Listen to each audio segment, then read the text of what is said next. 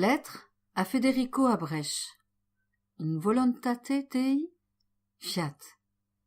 Très estimé ami dans le Seigneur, j'ai reçu votre chère lettre venant de Bologne, et puisque j'étais incapable de répondre aussitôt, je n'étais pas sûr où vous écrire.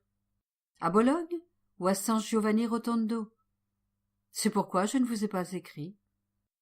Si la volonté divine le veut, vous pouvez venir quand vous voudrez, parce que c'est la volonté divine qui doit avoir sa première place en tous nos actes.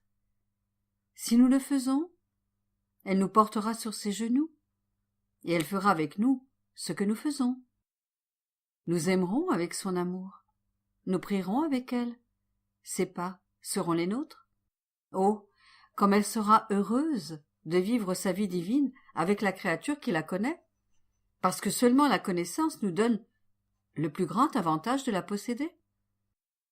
Elle fait de ses biens les nôtres, et combien heureuse elle est de nous laisser vivre sa propre volonté et de nous voir posséder ses propres biens.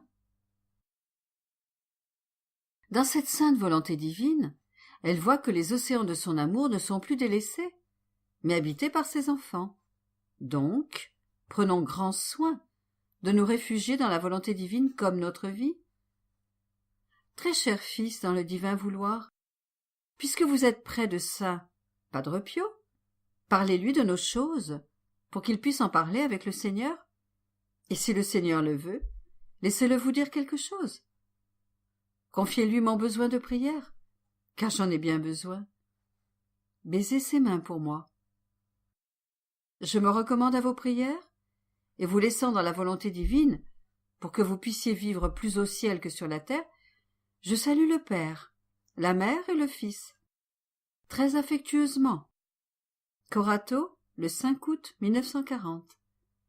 Luisa Picaretta, la petite fille de la volonté divine.